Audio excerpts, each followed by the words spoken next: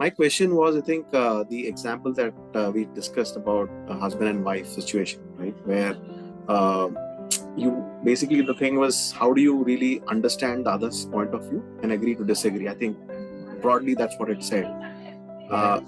But at the same time, I think going back to the, one of the teachings of the lesson that you talked about is how being honest, or being yourself, right? Yeah. Yeah. So when you have an argument, especially with your spouse, or especially with a near and dear one, you want to be honest. You really want to be honest and true to yourself, right? Absolutely. So understanding the other's point of view is okay, Yeah. which is it's fine, but not in. Also, it's important that you convey your point of view, because if you're not doing that, you're not being sincere or Right. true in your relationship, right? Right. Right. Right. So Right. that's the So, contradiction I see here. so How do you choose what versus what? Because on one point of view, say, okay, I'm okay with your point of view, which is fine. But then, if you're not really sharing your point of view in that earnestness, yes. the other person may or may not appreciate it. So obviously, it's going to still, the argument may continue. Absolutely. So what you say is true. So you have understood only half part of it. Okay. So what is it is, I'm not saying. I mean, suppose let's say you and me. Okay, you are Anand and I'm your wife. Okay. Hmm? Imagine me as your wife. Okay. and we are having an argument. So you don't have to agree to me what I say, like, or rather, you need to listen to me what I say. You may not agree to what I say. So I am not saying that you must agree to this thing, but you appreciate my point of view, and you appreciate the saying that yes, whatever you are saying, I am not saying you must say that whatever you're saying you're right. I am saying whatever you are saying, you're right from your point of view. And I feel if we do this way, that means this, and this. Like you say, you have let's take a typical example of argument. Give me one which happens normally in your case. Maybe ordering the right food. Which food to Food. order? All right, food. So you say I want Chinese, and she says I want Punjabi food. Okay, and she says I don't like Chinese. And you say I don't like Punjabi. I don't like this type of food or whatever. Or this type place I don't like, that way. So you're having the argument. I don't feel like having this. I feel like Chinese, and she says I like Punjabi, and like that. She is right that she likes Punjabi from her point of view. You're right from your point of view, Chinese. Okay, both of you are having the argument. You do not have an argument. Either you succumb to her, or she succumbs to you. One of the two. If both of you are very strong personality, then God also will try to bless you, but nothing will happen because the fight is going to happen. Okay. If both have strong personality, that's what we speak in magic of marriage. That one of you has to bend down at every more. Some days you may bend down, sometimes she may. But in some cases of marriage, both are very headstrong. Then none of them bend down. And if none of them bend down, then they are going to have a problem in their marriage relationship.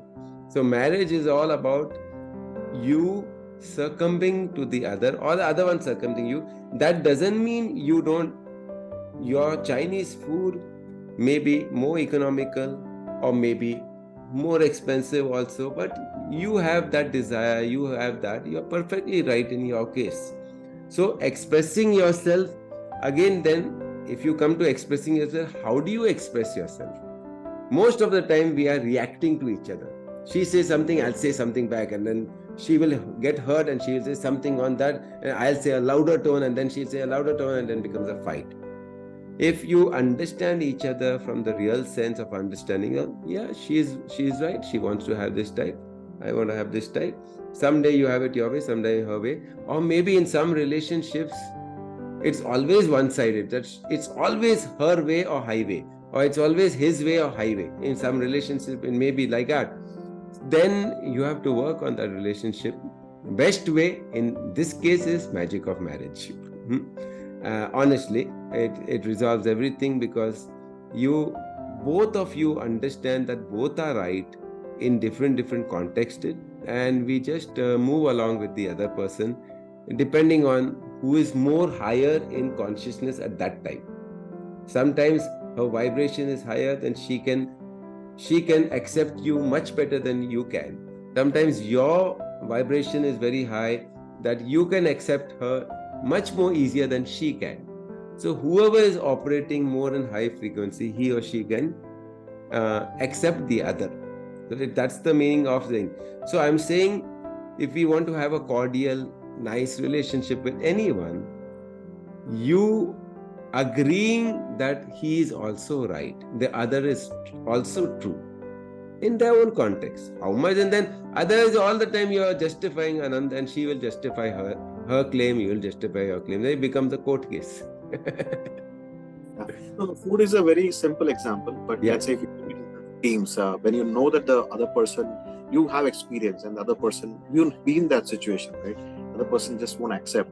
So sometimes you have to let it be. I mean, that's the only solution, rather No, than. and let's say it's education, a child's education. The father wants it in Gurukul and the mother wants it in a proper city school. It's a big decision and a big impact on the child. But even on that, lot of people stick that no, you must put him in Gurukul because Gurukul.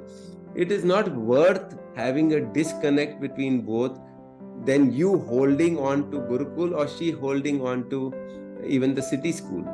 So whoever is more adaptable, sometimes the wife, sometimes the husband, whoever is more flexible, adaptable, you go along with him, because that harmony is more important than the Gurukul or the city school. Although the Gurukul will give you a better one according to me, but it is not worth having a disconnect and disharmony.